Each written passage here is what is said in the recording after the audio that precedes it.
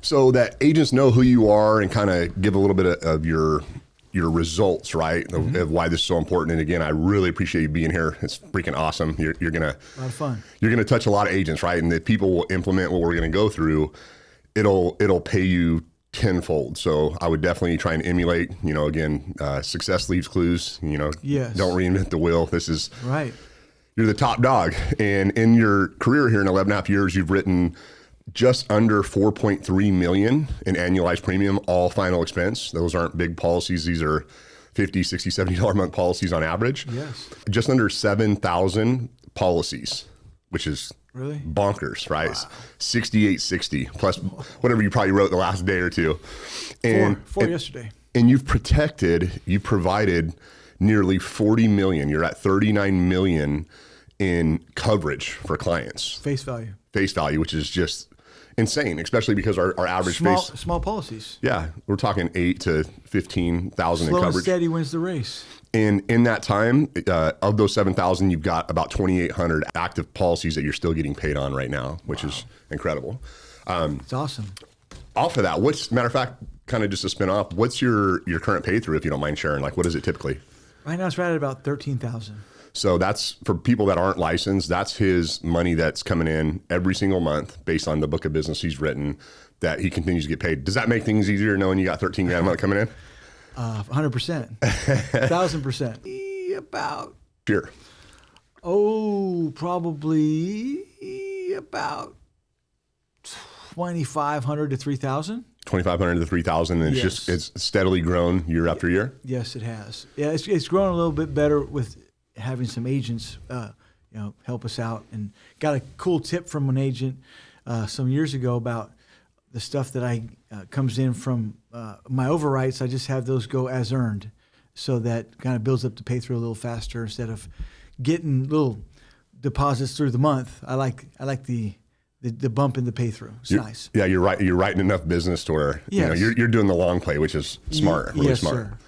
So let's walk me through. Let's start back at the door, okay. Right? And so you pull up to a house. You walk up to a house. This is like normally what you're carrying right here. So I walk up to the house. I wave. Hey. So even if nobody's there, you're still waving? Oh yeah. A lot of times people see you through the window. They're out there. They're peeking through the blinds. 100%. And I wave. And I had one guy or one lady.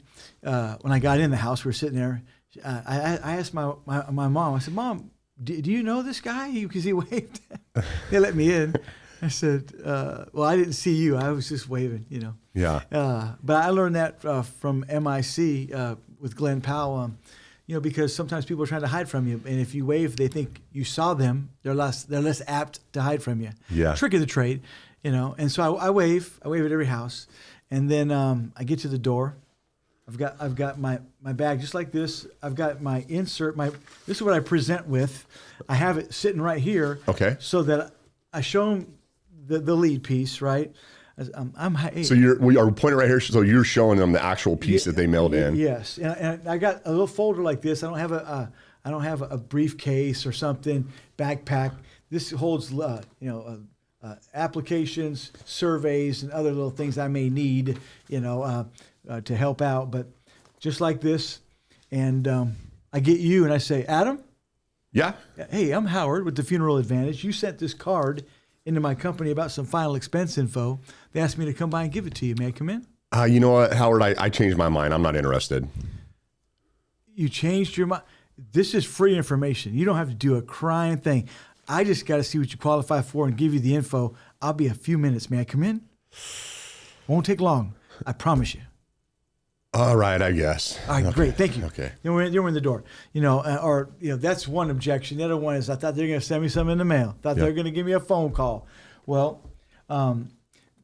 this one has a number on it. A lot of times there's no number on it. And I'll point to that. Well, I couldn't have called you, but they send me because it's not one size fits all. I just need to see what you qualify for, and I'll leave it with you. May I come in? Oh. And on, right? So so I get in the house, and we go sit at the table. And then, do you ask him to sit at the table, or do you try and sit at the table? I try to sit at the table if possible. But like if the table's not there, or if it's all full of stuff, then I just go park on the couch and I sell it. I know belly to belly is optimal what we want to do, but As long as I'm in the same room with them, we're good. Okay. And are you, how close are you, do you have like a thought on like that you want to sit closer to them or a certain distance, or does it matter? Or Well, like about us right now, maybe a little bit farther away, but not 7 or 10 feet away from me, but right. It's just kind of like that comfort zone. I guess it's something that's second nature. I don't even think about that. I'm like, okay, now a little closer. No, okay, this is better. No, it's not that. It's not that particular, but it's just like this. And so first thing I do is pull out this survey. I said, let me ask you a few questions, okay? And I go in through the survey. The survey is very, very important. This is your warm up. This is your breaking the ice. This is your information gathering, and it allows you to do two things with one stone. And that's information gather and warm up. Instead of talking about the curtains and this and that, they're wondering when you're going to get down to business. Well, you're getting down to business, but also I'm having fun with it. And you don't ask them. You just tell them, hey, I'm going to do this survey. Yeah, right? no, I don't ask them anything. Yeah, I take charge, and I say that I'm saying that kind of crass now and brash with you, but my attitude in the house is just the flow. I'm doing this and I'm doing this and I'm doing this, and I don't ask them for permission. I just go about my business. It's your career, right? Like that's like if you go sit with an attorney or anybody else, they're going to have a flow in the way that they do things. Yeah. And so let's go ahead and go through how you use your survey. So okay, all right. So you're Adam Hale. Yep. And how old are you, Adam? Let's just say you're 60 years old. I'm 68 years old. Yeah. Okay, you're 68. And then do you have a spouse? I do not. Okay. And then have you ever attended a funeral? And let me stop you right there. If they do have a spouse and the spouse isn't present, do you present to them? Yeah, I do. Yeah. Now, if the person I can tell is very, reserved and said, my wife handles all this, then I'm like, when's your wife home? Okay. I'm coming back. I try to assess that pretty quickly, but I've got this bird in my hand. It's better than two in the bush.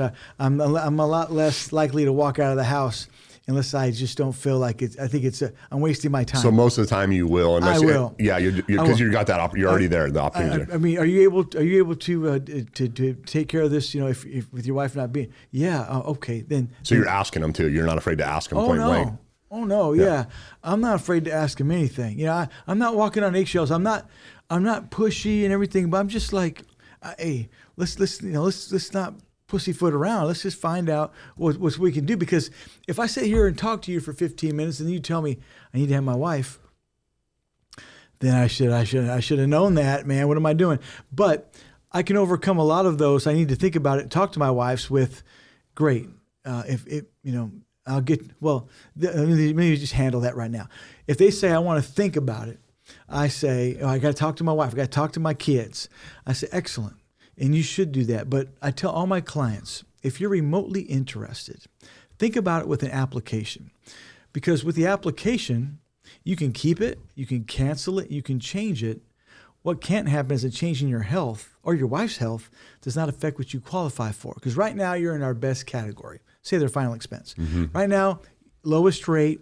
If you said yes to one of my health questions, because I got this out right in my app. It says right here on the app, if the answer to any health question is yes, your death benefit would be modified. And then I show them the modified rate, it's about twice as much. Yours is same day coverage. This gives you all the control and it locks in your price and everything while you kick it around with your wife. Does that seem fair to you? That seems fair. What would you be inclined to do if you did anything? And then they'll tell me a number. I'm like, excellent. Let me get some information from you. And I start writing. Okay. And so let's go ahead. I skipped off all the presentation. I'll go back. Yeah, that's fine. No, but that's gold. But right? But gold. But like when you're the think about it's that you get those all the time. And I should say all the time. Not really. Maybe half the time you get to think about it, or a third of the time. If you're doing a good presentation, you're not getting a whole lot of think about it. Mm-hmm. But You know, it's funny. You sit down with people and they tell you, "Hey, let me tell you something. We're just getting information." I'm like, "Awesome." Yeah. Excellent. I'm not buying anything. Yeah, I yeah. don't No, have any great, money. great. No, I appreciate you giving me some time. And so I just keep on going. You don't want to let them saying that deflate what you're saying. You don't want to change the energy in the room.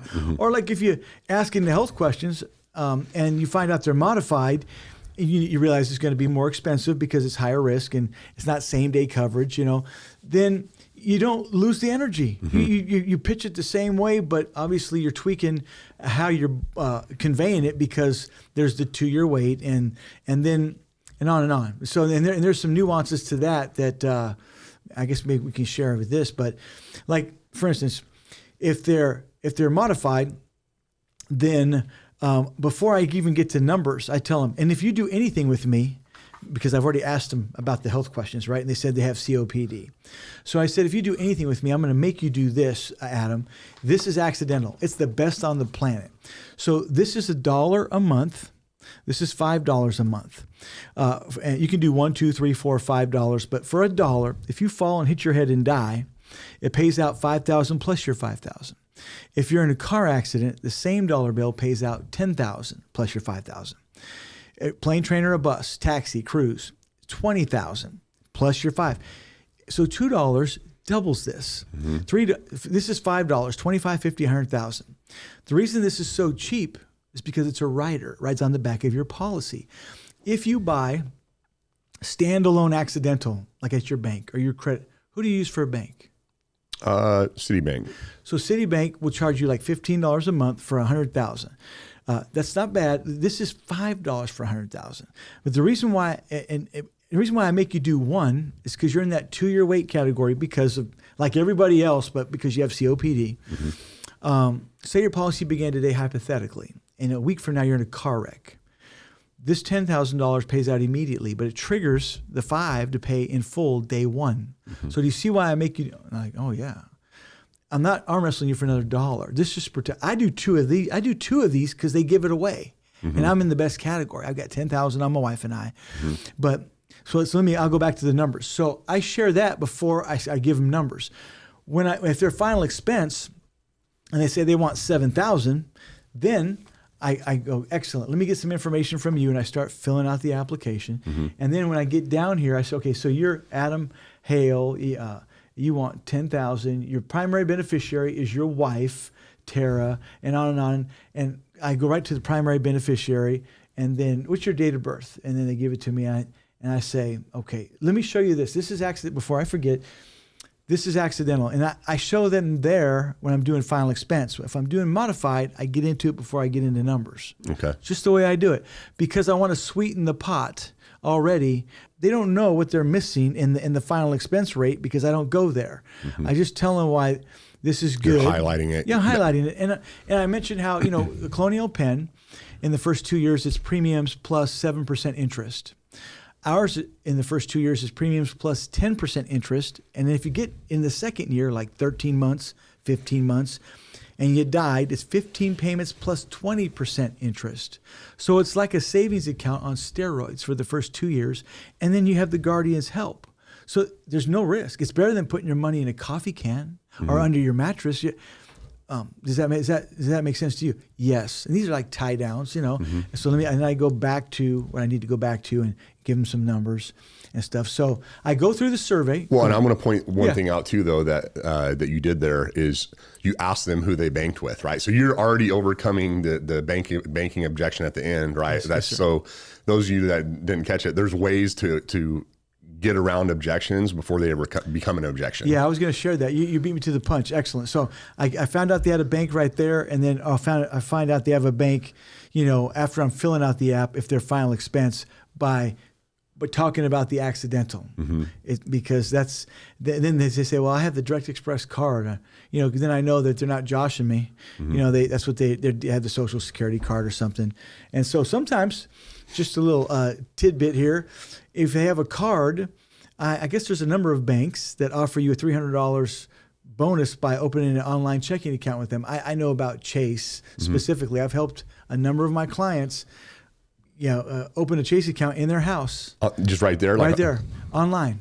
You just follow the prompts. You go to open account online bank account with Chase. And they give them $300. They give them $300. Wow. You have to be in the account for about 2 months because they it's not don't just get it and leave. Yeah. But you have to set up the direct deposit because their direct deposit goes onto their card. Just shift it over to the bank, and a lot of people are really thankful to get a $300 bump because they can use their card just the same. They don't have to have checks and everything. And Chase has no fees, so they don't have to worry about low balance and this and that. You work for Chase? No. not plugging Chase so much, but No, okay. I Chase is my bank, and then I just know that they do that. So. That's awesome. That's awesome. So let's go back to let's start back at the survey here. Yes, so sir. we're going through the survey. I want to go. Let's walk through the entire process, start to finish. All right. So I get your name, and then I say, have you ever attended a funeral before?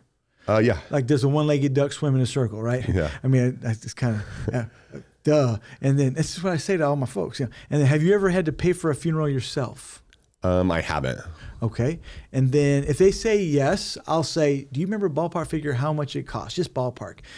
Because if they say, yeah, it was like 8,000, these numbers are going in their mind. It's subconscious. And it's, again, not just Jedi mind tricks to trick them into doing something, but it helps when they're trying to assess what they want to have as coverage for themselves.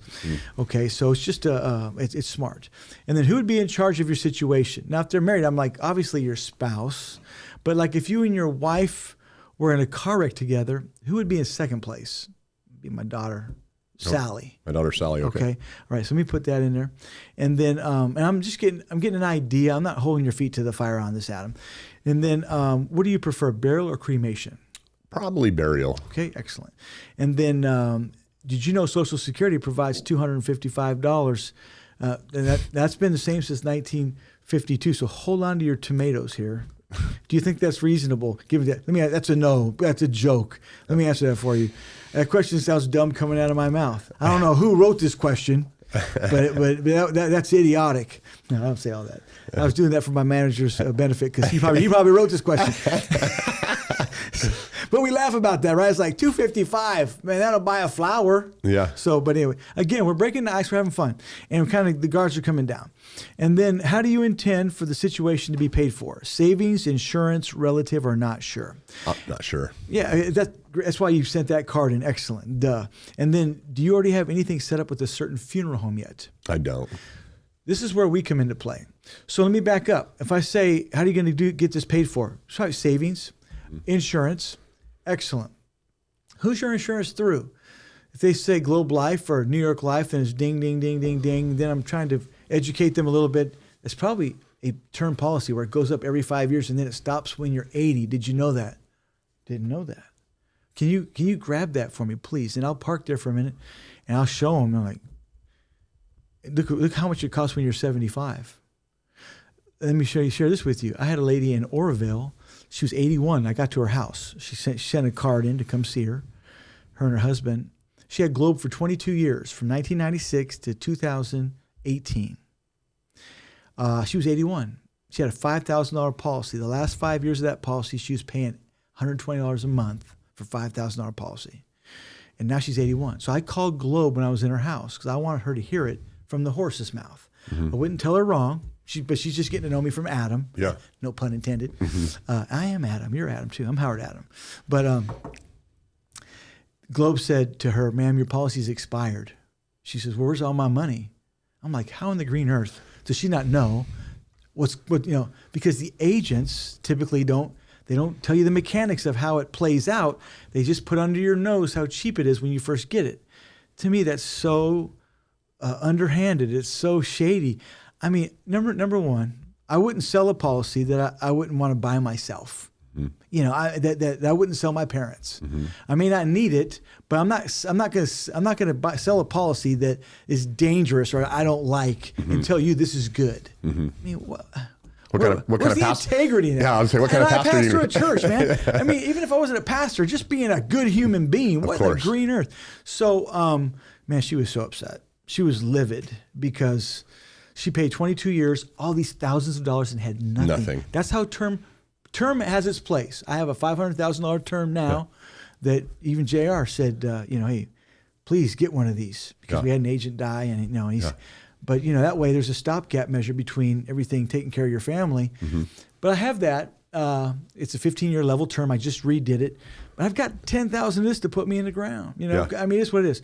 So again, I know I'm kind of convoluting this answer in this survey, but this is kind of a teachable moment in why we say what we say. Okay. And so, so if they say they have insurance, I'm like, great.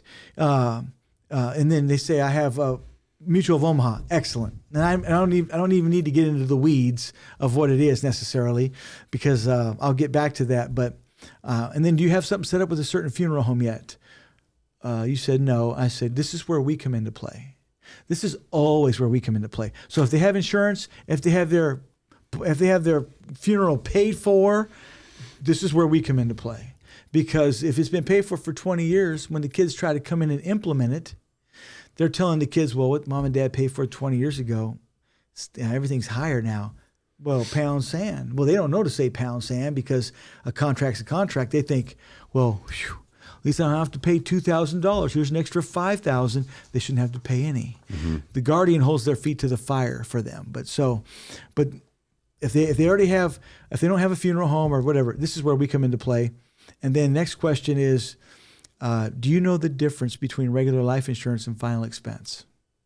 I don't. Okay, if they tell me they do know or they don't know, or what, I'm going to tell them what I want them to know. Mm-hmm. Okay, in a nice way, you know. Same answer no matter what. Same answer no matter what. So I'm like, if they know, I'm like, let me piggyback on that, because I didn't even know there was a distinction, really. Regular life does big policies and small policies. We're final expense. All we do are small policies. And I say small, up to $35,000. That's a lot. But we don't do like 100,000, 500,000, because regular life can take a month or two to pay out, sometimes 6 months. This pays out in 24 hours. So we have parameters because we pay it out in a day. It's there when the family needs it for the funeral. And I kind of wait for a visceral reaction, like, yeah, you know. And then I don't just like go through this like, you know, with a certain cadence that does not let them respond. Or you want them engaging with you. I want them engaging. I want some eye contact. I want some, you know, some little grunts and groans, or like, you know, like they're intrigued, because I want them following along, but I want them to kind of, to crystallize and resonate in their mind. So agents need to slow down in that process, because I've seen a lot of agents they use it and then they're just... Well, they're trying to get through the information and do it right a lot of times. But, you know, with experience and kind of knowing where you're going, it's funny. Like when I'm training new guys, they're like in the pitch, and I'm like, well, what about... And I just ask them stupid questions because I wanted to put their train off the track and see if they can get back on. Yeah. You know, that's kind of letting you know where you're at as far as familiarity with the material. But and then I ask them, do you know, how much do you think a burial may cost? I have no idea. Maybe 10 grand. Oh yeah. So the average cost is between 6, 8, and 10,000. That's without the ground.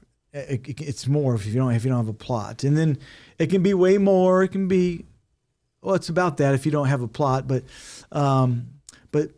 it just depends on where you're at. But let me tell you about us, and I'll give you some information here. So then after I get down to that, I pull out my brochure and I say, so Lincoln's been around for 62 years. They are the #1 final expense company in the States. See, because it says right there, we're number one. No, we really are number one. So this is and I'm laughing at myself because I say this from time to time, and just, you know, because life is funny to me. I have fun with it. You know, it's not all fun and games and jokes, but you know, sometimes we're like, we're number one, and, you know, it's just all stiff. But we are number one in the United States for final expense because of all the work we do. We are the #1 final expense company in the United States. We have a program called the Funeral Advantage. That's the card you sent in right there. You know, I go back to that. We have a program called the Funeral Advantage. This is made for folks who are retired or on fixed income, but anybody can get it. My wife and I have it. But it's targeted for people on Social Security or fixed income so they can afford it. And people are always saying, well, that's me. Yeah. That's my client. I'm on a fixed income. Yeah. I should let you be the client. Sorry about that. No, you're good. All right. So this is permanent. Do you get stuff in the mail, Adam, from like AARP, Globe Life, and different ones like this? Mm-hmm, I do. So those are pretty popular, and they're similar, but they're typically renewable term. What that means is, say you get a $10,000 policy for this much money a month. Every 5 years, the policies renew, 55, 60, 65, 70. When they renew, what do you think happens to your payment? It goes up probably. Because you get older, 55. That's why if you ever see the Colonial Penn commercial, which you cannot miss if you watch daytime TV, Jonathan Lawson, famous man. It's a good commercial. And Colonial's a good company. But he says payment never goes up, coverage never goes away. He's telling the truth because that's whole life. This is the same.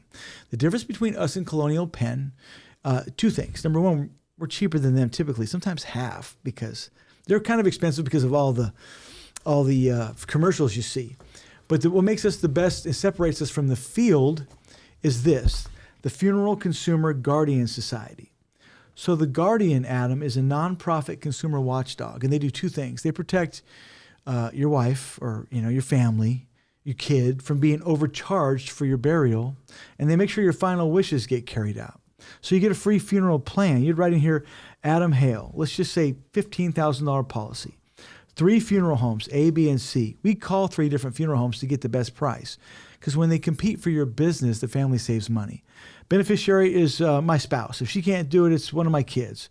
I want burial. I want a song sang, a prayer prayed. I want Pastor Gire to do my eulogy. Shameless plug. And I'm joking, but I'm not joking because I've done some of my clients' funerals because they didn't have anybody, and I put myself out there. Or I don't want any service. There's no wrong way to do it, Adam. What you want, the family wants, is right. So this gets mailed in, goes on a computer. It's there forever until you die. When you die, your family makes a phone call. Lincoln does all the work. It's pretty cool, huh? What typically happens is, and a lot of times I get that visceral, like, man, that's what I want. What typically happens is your daughter Sally goes into funeral home A and says, I want to take care of my dad. Does your dad have a policy? Yes. How much is the policy? Well, if she says whatever, 5, 10, 20,000, what the funeral home is typically doing is they're fishing, see what they have to spend. Mm-hmm. And I'm not trying to kill them all, but by and large, they're businesses and they have nice stuff to sell. This would be beautiful, Sally. This would honor your dad's memory. And it's subtle, but it's calculated. Mm-hmm. And if you don't know what you want, it's easy to overspend. Mm-hmm. Well, when she calls us and we call them, we don't tell them squat. They don't know if dad has $1 or $20,000. All we do is pursue what dad said to do. Burial, graveside ceremony. So we get the best 3 prices banged out. We lay them in the kid's lap. They get paid from us in a day. They pick what they want, pay what's necessary. The rest stays with the family. The whole point of this is to insulate whoever's in charge from being caught up in the moment. Who do I call? Who do I trust? It's kind of nice, isn't it? Yeah. It's what makes Lincoln the best. Let me ask you a few questions, and we'll see what you qualify for here. Or see if we can do something for you. And I go through this. So in the last 12 months, have you used any form of tobacco? No. Okay. Now, if it's a lady and they say no, I say, what about any dip, chew, or... I said, this is only for my ladies. What about any dip, chew, or snuff? Yeah. Because that's how I endear myself to my ladies. No, not really. But I do say that all the time because that's just good harassment. And then I had a couple ladies that, oh, yeah, I forgot. Well, one guy, is a 12-year-old grandson. He goes, Grandma, she goes, oh, yeah, I forgot I dip. And her Pepsi bottle was not Pepsi. Oh, yeah. It was her spittoon. It looked like Pepsi. It was brown. Oh, yeah. We were laughing. I was embarrassed. But every once in a while. So it's just fun. Okay, now, and then I said, have you tested positive as having AIDS or a terminal illness? No. Are you currently bedridden, hospitalized, incarcerated, any care facility? Humor me, I'm looking at you. Incarcerated, in a care facility, or receiving hospice care, or a Raider fan? Nope. I'm laughing now, but typically I'm just deadpan. I say these are all uninsurable conditions, and we have fun with that. Because I'm from San Diego, I'm a Chargers fan, Padre fan. My Padres are going to the World Series. All right, so anyway, you're definitely insurable. So let's see what you qualify for. Excellent. Those are the big hurdles. So I give them a little victory there. Okay. You know what I mean? In the last 2 years, have you been diagnosed, treated, or taken medication for the following? Heart attack, heart surgery, congestive heart failure? No. Aneurysm or stroke, or been advised to have surgery to improve circulation? Nope. Cancer other than basal cell skin cancer? Nope. COPD or emphysema other than asthma? No. A lot of my guys, they suffer from asthma. They say, I have to ask my wife. Yeah, and everyone hearing that for the first time generally likes it. But I'm a broken record. My agents hear me say that 5 or 6 times a day, if I'm doing my presentations. So liver, kidney disease, organ transplant? No. Alzheimer's, dementia, organic brain syndrome, ALS. No. Now, that excludes part-timers, some-timers, spousal accusations. Just because your wife says you can't remember nothing does not mean... I interject that. We have fun with that. All right. Now, if this don't fit your personality, don't say it. Yeah. You know, because my jokes aren't your jokes, but I don't know. I built these in, having fun. Alcohol, drug abuse. Nope. Complications of diabetes, meaning any amputation, coma, blindness. Nope. Okay. And then even if you're diabetic, we don't care. It's only if you've had something cut off in the last few years. And then have you had or been advised to have a test for any of those things I just asked that you're waiting results on? Nope. Awesome. In the last 2 years, have you been prescribed any blood thinners? Nope. Cancer medicine? Nope. Liver or kidney medicine? Nope. Do you have any nitroglycerin prescribed to you? Nope. And then lastly, do you take any memory medicine that you can remember? No. Good job. Yeah. I heard ask that with a straight face. Yeah. What scares me is when I get deadpan and I ask that question. I'm like, oh Lord, they didn't get my joke. We just keep on going. All right. So Adam, awesome. You're in our best category. It means two things: lowest rate, immediately available. So like Colonial Penn, Mutual of Omaha, AAA, most all of these groups, they all make you wait 2 years before they pay out the full amount. Did you know that? No, I didn't. So I just do this. So Colonial Penn, let me just show you this. So I'll pull up the commercial on YouTube. We're not watching the commercial, but I'll go here. I have it on my phone. Bam. There's Colonial Penn. So it's coming up, and I'll scroll down to where Mr. Jonathan is, the famous Jonathan Lawson. Not that one. Not that one. Where are you, Jonathan? Okay, here's Alex Trebek. You see right here where it says limited benefit first 2 years? Oh, yeah. So that flashes up and it goes away. Colonial Penn, Mutual of Omaha. So if you're a marathon runner and you're in this policy and you die 10 months from now, Sally only gets 10 payments back plus 7% interest, which is better than putting your money in the bank, to be fair. I'm not trying to just throw shade at them, but you don't get the full amount until you pay for 2 years. Well, that's why they send me to ask these questions. If you're in relatively good health, we don't penalize you for being in good health. It's same-day coverage. That's what you're in. And then you know how they advertise the $9.95 per month thing? Mm-hmm. Okay, that's per unit. So what's a unit? You know what a unit is? No, I don't. Typically, it's $1,000, but it can be less. It depends on your age. If you're 70, and I know you're not 70, well, you're 68, you only get $717 for that $9.95, not even $1,000. And it's 2 years before it pays out in full. You're 68, your final expense, your rate with us is $7.75 per thousand. It's about half of Colonial Penn for you would be about $14 or $15 to get $1,000 of coverage. Mm-hmm. It's about half. So let me give you some numbers here, and I'll show you 5, 8, 10, and I'll just go to 15 for grins. Typically, we show people three of them, but I go a little higher. Because you want to be buried. So I would start probably at 8,000 and go to 20, 17, 20. If they want cremation, I don't start at 8,000. I start at 5 and I go to about 15. And I tell them, I can show you more if you want, but these will all cremate you. There's just more money left behind if you do more. And I give them some numbers, right? So I'll write some numbers randomly so we're not taking a bunch of time. And we'll go 40. This is 80, 50. This is 60. And this is 100, 130, and 170. And this is, let's say it's 185. Okay. So let me show you what you have here. And you just write on the back of the survey? I write on the back of the survey. Okay. Because I'm not blowing up my application unless they want it. It's different ways to skin the cat. Yeah. It's not bad. Lincoln pays for these. You could probably leave it in the house with them if you wanted to. But it's kind of a takeaway. I'm not putting it on here until they want it. Okay. I'm not, So let me show you what you have here. Your rate's $775 per thousand. So for $5,000 policy, it's $40 a month. For $8,000, it's $60. For $10,000, it's $80. And I went to 20 for grins. These prices never go up. These coverages never go down or go away. And because of your health, they are good day one. Which one of these will best suit you? Oh, I don't know. To be honest, Howard, I probably, I don't want to buy anything today. I got to probably really definitely think about this. Okay. I totally get it. Let me ask you this. Can you deal with $40 a month without that killing you is my question. Yeah, I could probably do $40 a month. So if you can do that, I tell my clients, bite off what you can chew and think about it with an app. The application, if you do an application, you can keep it, you can cancel it, you can change it. But what cannot happen is a change in your health does not affect what you qualify for.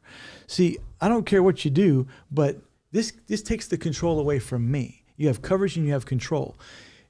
3 weeks from now, a month from now, if you feel better, you feel like you want to get it, if there's a change in your health, let me show you on the app. It says if any question is yes, your death benefit would be modified.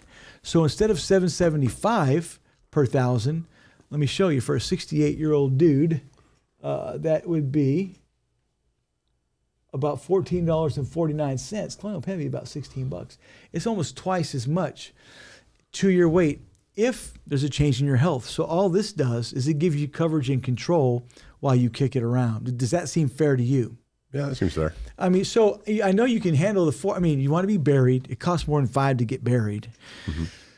What would you be inclined to do if you did anything tentatively here? Probably the $80 a month.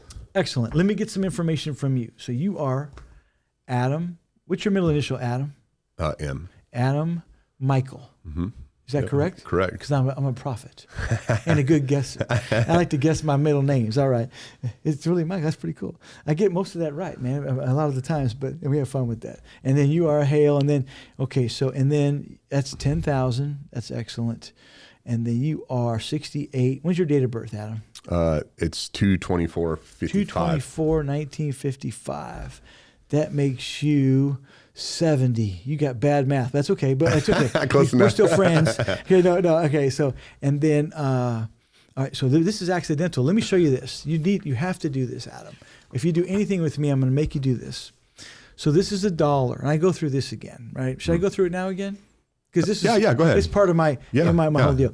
So so this is $1. This is $5. You can do $1, $2, $3, $4, or $5. You can go up to $8. It's not printed on there, but we have for $1. If you fall and hit your head and die, it pays out $5,000 plus that $10,000. Okay. If you're in a car wreck, it's that same dollar bill pays out $10,000 if you died plus that other $10,000. If a plane, train, or a bus is $20,000. So $2 doubles this list. $10, $5, $20, $40. $3 triples. This is $5, $25, $50, $100,000. The reason this is so cheap is because it's a rider. It rides on the back of the policy. If you buy a standalone policy, like at your bank or your credit, who do you use for a bank? Chase. That's my bank. Chase, they charge you about $15 a month. The credit unions are notorious for this. They'll give you a couple thousand for free and then send you something, $15 a month for the family plan for $100,000. Well, this is $5. But with the banks, when you turn 70, the $100,000 you're paying for $15 drops down to $50,000. And when you're 75, it drops down to $25,000. You keep paying $15. It's a decreasing term policy. It's only accidental. Yeah. This is $5 for $100K forever. It never goes down. This is the best on the planet. So you can do 1 unit, 2, 3, 4, 5. My question is, how many would you prefer? The 5. I'll do 5's excellent, man. You can't beat it with a stick. They really give it away. So that's $5. That's $85.50. And then your primary beneficiary obviously is Sally Mae. That's your daughter. And then you are no. You're a big no. It pays to be a big no in the insurance world. Do you currently have any life insurance? No, I don't. Okay. You can have multiple policies. We just have to ask. And then when is the best time of the month for this to be due for you? The 1st, the 3rd, a certain Wednesday? When do you get paid? The 3rd. Excellent. Okay, so after payment, let's just say it's the 15th, okay? So I would say to them, after your payment today, your coverage is good immediately, and then your next payment will not come out until the 3rd of September. Say it was July. Yeah. Okay, and I have quick calculating because I know, where they're at in the month and how far away it is. If they're 8 days or farther from their due date, like say they want it on the 3rd and today is the 11th, that's 8 days. If they pay today, they're not taking it out on the 3rd of August. They're going to be September. Mm-hmm. If it's within that window, then they would take it out the following month, depending really on when it gets issued. It may even still be, but a safe deal is 8 days. Okay. And so I know I'm kind of getting into the weeds, but this is what we do. It's good. Yeah, good stuff. Okay. For Okay. But anyway, okay. So excellent. But I always go after your payment today, your coverage is good immediately, and on and on. And then they say, well, I don't have any money today. I say, well, no problem. We can set it up for next month. It's not a problem when you get paid. And I keep going. Okay. Okay. I don't say, is that okay with you? Yeah, again, Yeah. control. So the third, and then you have 5 units of accidental. So what we're going to do is we're going to do a phone verification. What this does is they're going to ask you for permission to do a prescription background check, and you're in our best category. So what they do is while they're asking you, what's your social, Adam? And then you'll give me your social. We won't say it out loud for the sake of discretion. Yeah. So we'll say 557138712. He guessed it too. No, I'm kidding. Man, I got played the lottery today. I'm not even a betting man. No, not really. All right, so so you get that before you do the phone call? 100%. So I get that. So actually, when they tell me this, and I say, "What's your phone? Your date of birth? What's your social?" Okay. And then sometimes there's pushback. I don't want to give that. Well, so what that's for? 2 things. Number one, it's so that we can verify you're not taking a blood thinner, cancer medicine. It doesn't go anywhere. But number 2, if there's another Adam Hale, that makes sure that these monies go to your family, not some other family or some other family, altogether. Oh yeah, and then they're like, okay, it makes sense. And they give it to me. Sometimes they'll put their feet in the mud and say, I don't want to give it to you. I was like, no problem. I just need your medicines because I need to put it on a supplemental app because we need to see what you take. It's to benefit us to make sure we're not giving someone the best category if they got 1 foot on a banana peel and 1 foot in the grave already. And oh yeah. So we go through that. We do the phone verification, and while they're doing the phone verification, I'm doing all the paperwork. So I'm buttoning all this up, and then. Do you write a paper app? You use a paper app or use the app? So I use the paper app while I'm asking the questions after they said yes. While they're doing the verification, I'm putting it on the e-app. Okay. And so that I'm leaving this in their folder as a copy. Oh, gotcha. Okay. But then I send the e-app off and on and on. And so, but I'm filling in the e-app when they're doing the phone verification, so there's not a lot of dead airspace from them watching me do paperwork and thinking, I don't know if I want to do this. Do you have them sign this? You sign and date this and just complete it like a normal application and leave it? No, I haven't signed the e-app. I just leave the information that's pertinent about their policy in here. Okay. Yeah, perfect. Yeah. Perfect. And so this goes in here, and then they're doing that, and then when they say the third, I say excellent. After your payment today, your coverage is good immediately, and then it won't come out again until the 3rd of September. And they say, okay, if you could just go grab your bank account, either your checkbook, I need account number and routing number, please. And I keep writing. So, yeah, it's just like matter of fact, like you go get that, and because that's part of and people just get up and they start going to get it. When you direct them. Yeah. They don't act. This is where you do not want to be squirrely, pussyfooting around, timid. Changing the energy in the room. No, just like everything. It's like if you can go grab that, I'll get this buttoned up for you, and then they go get it.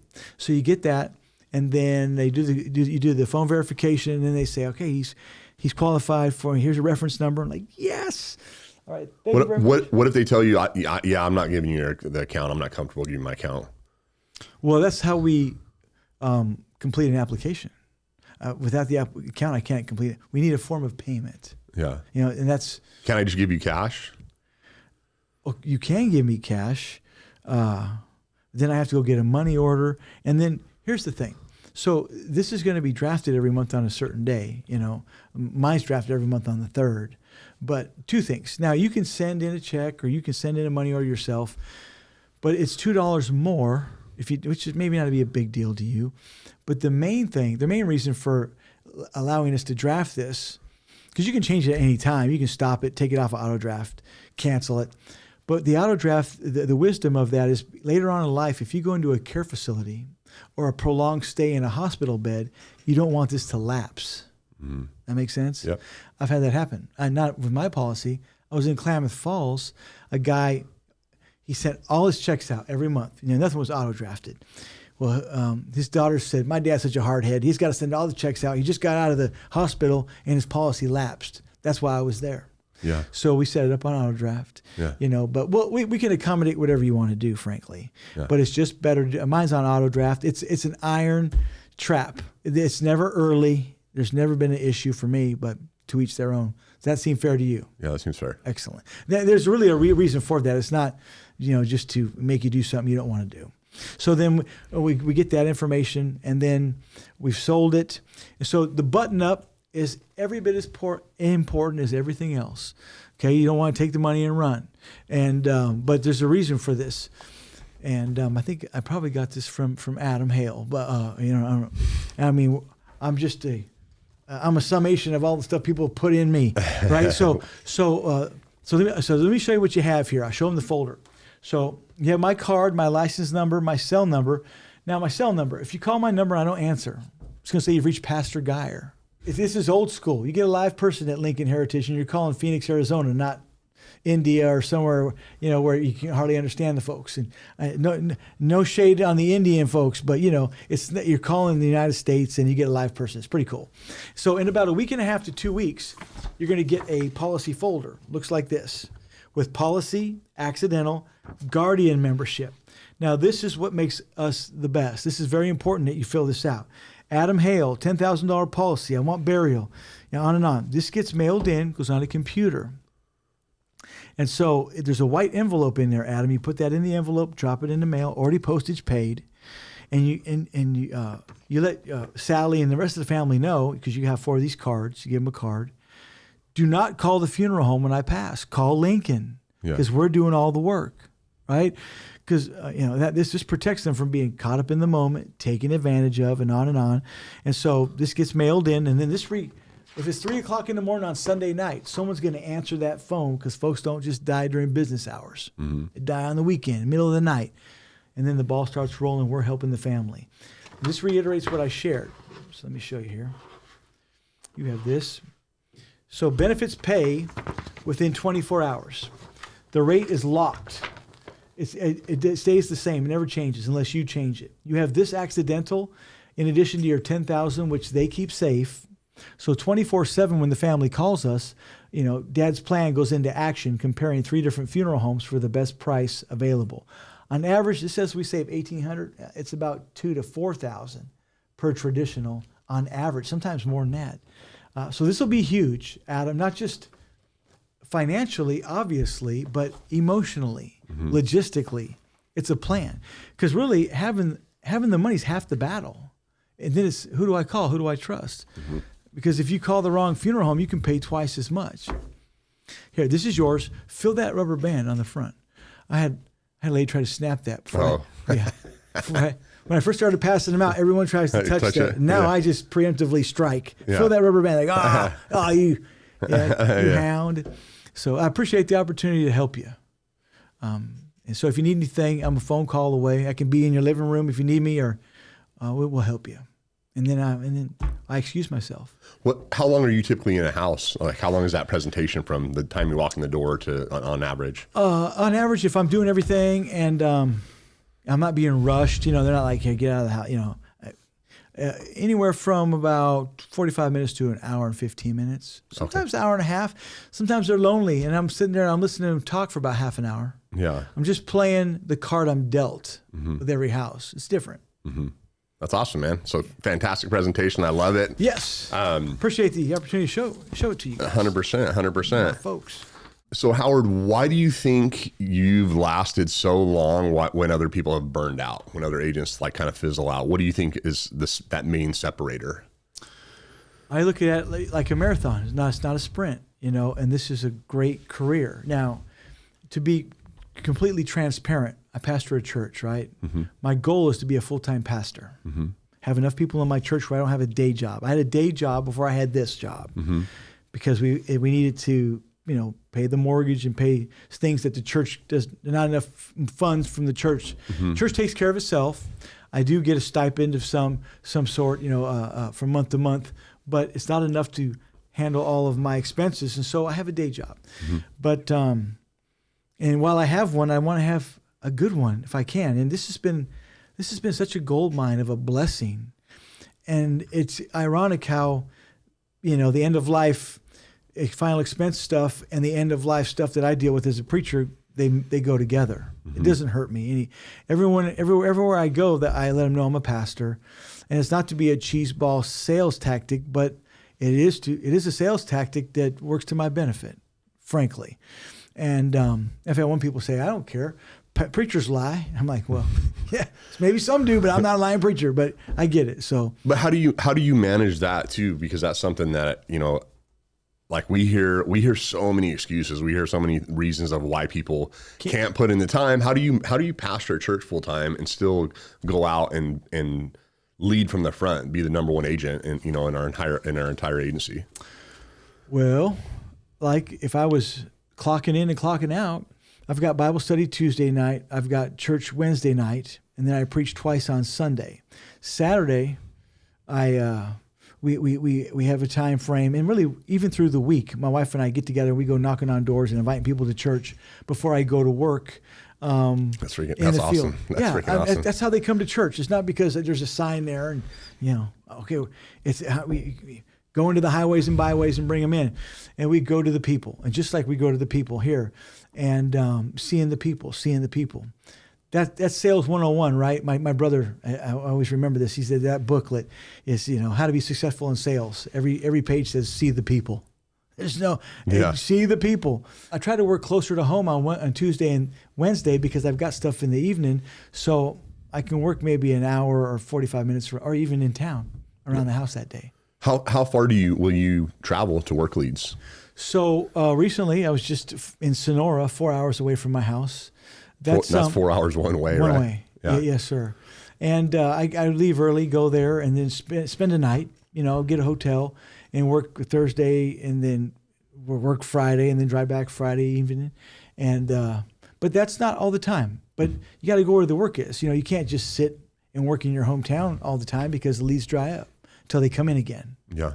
How many leads will you, if you're going to make a 4-hour trip or stay in a hotel, what's do you have a number that you like to have a minimum number of leads for that? Yeah, at least, 25 to 35. That you're going to knock those out in 2 days. Maybe not knock them out, but I want to have enough work to where I'm not spinning my wheels. Yeah, so you want to make it profitable. Driving in circles because folks aren't home. Mm-hmm. Yes, sir. And then you'll just keep anybody you don't get to and for next time. Stack more leads next time. Yes, sir. And so you have a long-term plan of not just these leads don't go bad. Right. They don't go bad. If you haven't seen them, they're still good.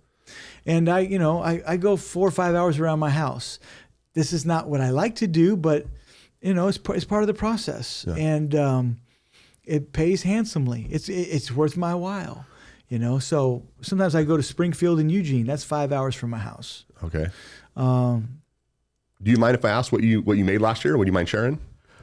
I think my 1099 says something about 375. 375,000. That's phenomenal. You're making more than almost on my own pen. Yeah, you know what I mean? That's crazy. So as the agency grows, it'd be more lucrative. That'd be a blessing. We'll get you that 7 figures. Granted, Jesus. So be a blessing all the way around for everybody. So you to me, some standouts, just kind of some things I wanted to point out is your consistency, right? You're someone that you're willing, like you said, to go wherever the leads are. You're not, if you were just saying, hey, I'm only going to work 20 minutes from my house or 30 minutes from my house, you wouldn't be making the money you're making. You wouldn't have the success. For sure. And then, that the consistency and work ethic and just your process, right? It's, a lot of people that do really well. Wash, rinse, and repeat. Yeah. They find something that works and they continue to do it. Right. And and I think the simplicity of it, that if you can, take exactly what you're doing, duplicate that, make it your own, right? Your own personality. Yeah. But I've even seen agents that took, that was kind of always my thought process. It was, I looked at Lincoln Heritage. I said, I looked at Jack London and the materials and things that they provided when I first started. Mm-hmm. I had JR connect me with a lot of our top managers, Jack Dempsey and other people that were in the game a long time. And I basically kind of interviewed them, hey, I want to know what it is you're doing.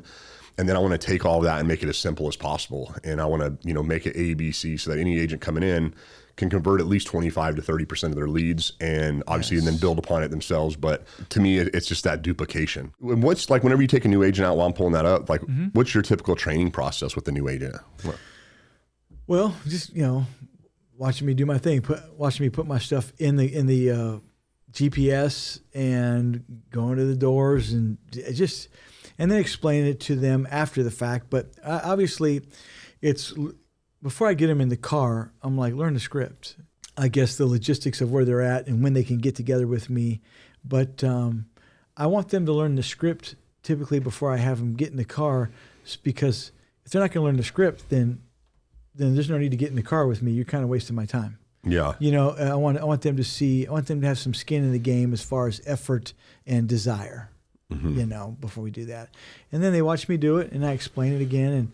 And then I'm having, you know, weekly meetings on Wednesday at 9:00, conference calls, going over stuff and reteaching it a little bit, and encouraging them. And yeah, the process will take care of itself. Yeah. Yeah, it'll sell itself, but don't worry about the sale. You're trying to get to the end of the line before you even get in the door. Just get in the door and let it take care of itself.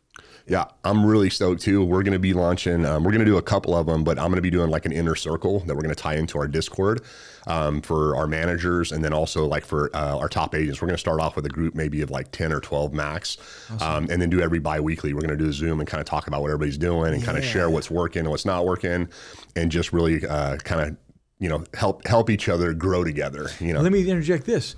John Cardenas, he's an agent of mine. He's in Hawaii. Right now, he's kind of slowed down his production because he pastors a church. He's actually a district overseer for our church, for churches in that area.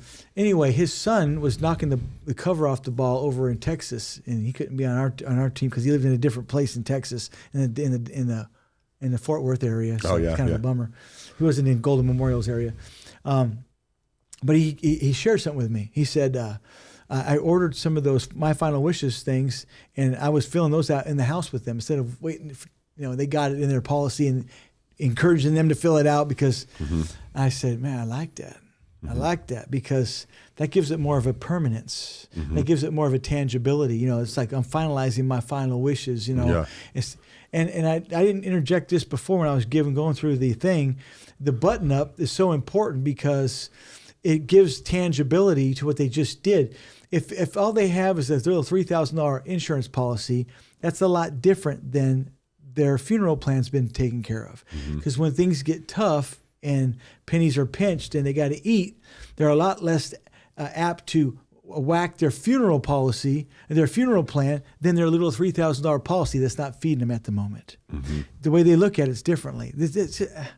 Man, I'll go get another $5,000 policy later. I got to eat.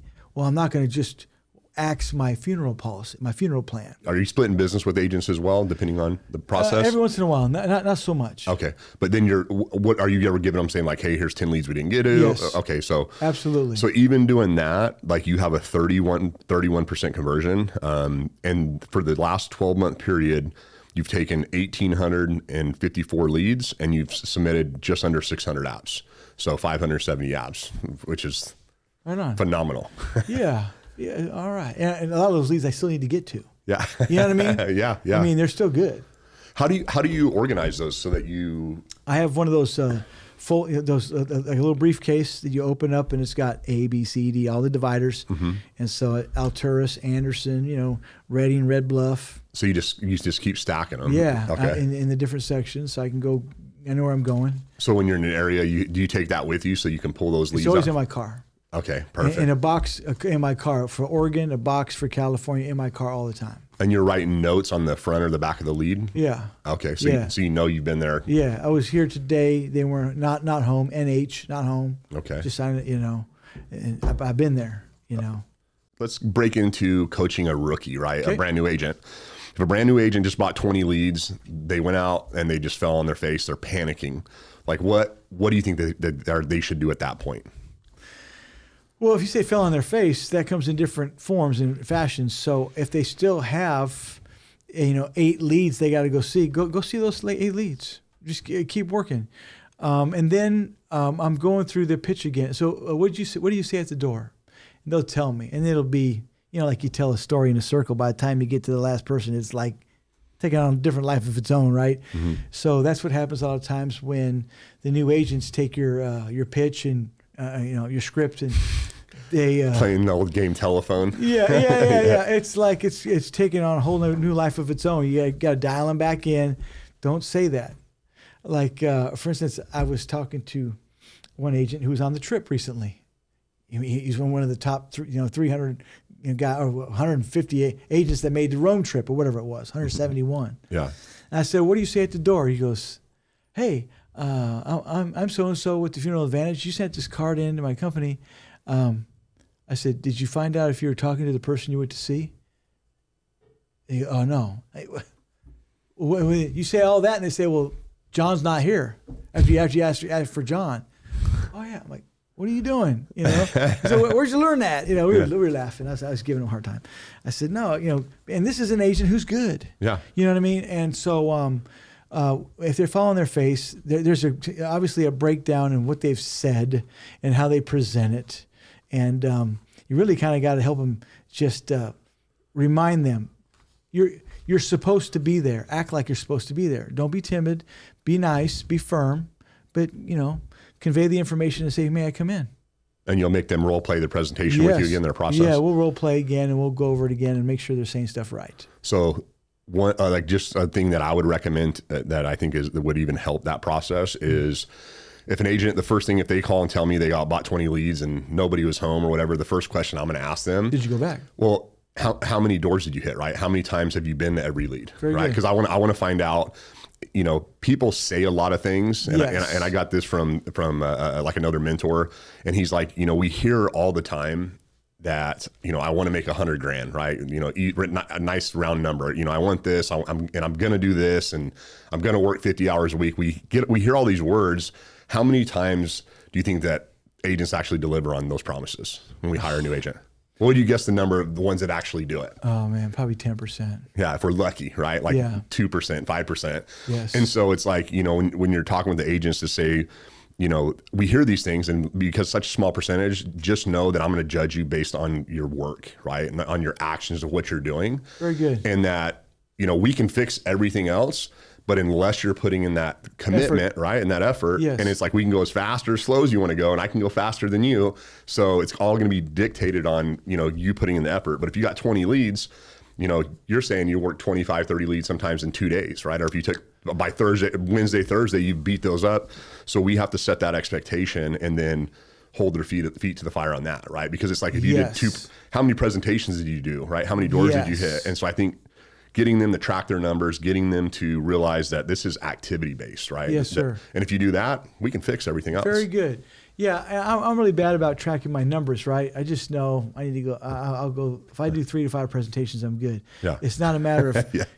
if it's not a matter of, how many people did I talk to at the door, and kind of go back and analyze, because we're past that. Yeah. But for new people, if they talk to 5 or 6 people at the door and they didn't get into any of them, something's lacking at the door. There's a problem, yeah. And so as a manager, like for me, it's always helped me. The agents that I could get to track their numbers, it's helped me speed up what's broken in their process, right? Because like you said, if you talk to 6 people or 10 people and you didn't do any presentations, we know, hey, the biggest problem is your door, right? Like that's the one thing that we've got to tackle. Okay. And so in the same thing, or if you sat with 10 people and you didn't sell anything, something's probably broken, right? Like in your presentation. Let's go. Or if they went to 20 doors and they didn't see anybody, it was an anomaly. You have to go back. Exactly. You didn't go back enough. Yeah. 100%. So what if someone's scared to knock a door? What would be your advice? Go to Burger King. Go to Burger King. Yeah, be a manager at Burger King. Get over it, dude. Get over it. Knock the door. Yeah. So knocking on the door is the best way to do it. And I know, there's different, personalities and stuff, and the lack of not liking confrontation, so to speak. Get over it. This is our bread and butter. Yeah. Some people do really good on the phone. But it's just the numbers bear it out. You need to call a lot more people to get the same kind of results on the phone. And then even the persistency, even after you've sold on the phone, is not as good as making that connection and sitting with them and 100%. And them knowing you. But then again, from jump, I was taught not to call, because if it's been a month or 2 or 2 weeks, they don't remember what they did, and they're like, never mind. So what, you just going to throw that $39 lead away? No. Then you go to the door, and then they put together, oh, did you call me? And then I'm not going to lie and say, no, I didn't call you, because I did call you. But so then I'm in an awkward situation where there's another weird thing. So go to the door with the lead and show it to them. It looks like this, and they remember what their writing's on there, and it jogs their memory and credibility. Everything about this is better. Yeah, they tell you, I thought it was health insurance as cremation, right? Like, yeah, and you're going to get some weird situations where people, but. Yeah, and then another one says, this one doesn't say it. It says, please see that I receive the final expense information that I requested as soon as possible. That's me. Ting. I just need a few minutes and I'm out of your hair. May I come in? Yeah. So like that. So what if you get told, consecutively 3, 4, 5 times not interested? You said you'll just. Yeah. Well, so now if that's me, I don't worry about it. But if it's my agent, then really, we sit down and we kind of go over, not interested. Maybe you're being soft at the door. You're not being as firm as you should. Or you can't take just one no. You have to take 2 or 3 no's or 4 no's before you walk away from the door. Repackage it. Explain it to them. Listen, just so I can say I did my job, can I just give you the information? Mm-hmm. It takes a few minutes. You don't have to do anything, but I don't even know what you qualify for. Most companies have a 2-year wait before they pay it out in full. Ours is same-day coverage depending on what you qualify for. That's why they send me. We don't know until I ask you a few questions. May I come in? Yeah. I love that. Back to that. So what's one thing that an agent should repeat to themselves before door knocking, before going out and seeing their leads? Well, what I do, and I know I'm a man of faith, and I'm a Christian and whatnot. I say, I pray. I say, God, help me to help these folks. Help me to help these folks. Help me to find people I can help that we can help. And just a small prayer, But if you're not, if that's not your, what you do, or you don't believe that way, then just say to yourself, let me help some families today. Families need insurance. Let me help them protect their families today. And just find what they need and help them protect their families. But really, I'm always saying, God, help me to help these folks to protect their families. That's what I say to myself. That's awesome. Yeah. And if an agent's watching this, what's one lesson that you'd like to kind of retouch on or reiterate that they should really take away from this? Someone that wants to duplicate, that wants the opportunity to make $375,000 a year, that wants the flexibility and the things that we have. Mm-hmm. What would that one main point of today that you think that you want to just kind of retouch on? Follow the system and show up. Follow the system and show. The system will take care of itself. It's ready made, from the script to the pitch to the presentation of numbers and to the close and button up to the taking enough leads to see enough people. Follow the system, follow the script, and show up. Showing up is 90% of it. Mm-hmm. Showing up. People don't show up. They say they show up, but they don't. They don't work long enough. They don't put enough hours in. They don't knock on enough doors. Show up. Mm-hmm. If you do that, like you said, we can correct the errors and what you're saying wrong, but we cannot correct your effort and your availability. 100%. That's up to you. Yeah. Like in the sports world, right? The biggest ability on any football or basketball team is availability. Mm-hmm. It's not, can they shoot? Can they hit? If they're always hurt, I don't care if they're Pro Bowl cornerbacks or football players. If they're hurt, they're not available. Yeah. Their availability stinks. And good teams show up sometimes, great teams. All the time. All the time. Max effort all the time. Yeah. And that's one thing, like whenever I was like in the field that, I kind of tried to pride myself on was that I spent enough time practicing and then again, recording myself, listening to my presentation. Anytime I didn't get in a house or door, kind of just reflecting and going back to like, what could I have said different? Maybe I said too much. Maybe I should have said it a different way. Mm-hmm. And then, priding myself that if I sit with somebody, that whether they buy or not, that if another agent comes in behind me, it's going to make me look good, right? Like I want to be the best version of the representation of, an insurance agent, right? And again, and come off sincere and genuine and with, like you said, I want to treat them like it's my parents, my grandparents, right? And I think if agents take that approach and they combine that with work ethic, they communicate with their manager, the sky's the limit, man. And I'm just excited for watching what you're doing. Thank you. Your journey to 5 million is awesome, and I'm rooting you on, man. I'm one of your biggest fans. Thank you. You said when you were in the field. Now let me just put that back in your lap. Yeah. You're still in the field. You're just in the management field, and you work like a dog in the management field. We see the hours. You put those little, and it's pretty cool. I don't put a lot of videos on Facebook and stuff or on YouTube. I'm remiss in not doing that, I would say. But you show us the videos, man. It's 12 o'clock at night and different things, and the time. So you're still in the field. It's a different type of field, but it's what enables us to, as an agency, Taylor Legacy, to be successful like we are. I appreciate that. Yeah, bro. Thank you for all the stuff behind the scenes. It's, to me, when you're not good, you got to work even a little harder, right? So learn from your failures. And so for any agent out there, just understand, right? To me, it's like, it has always been instilled in me by my parents, and that if you go out and work hard, you don't have to. Sometimes you can will your way to where you don't have the skill, right? And you'll develop the skill along the way. So 100%. So excited about that. So appreciate you. I appreciate you. All right, Howard.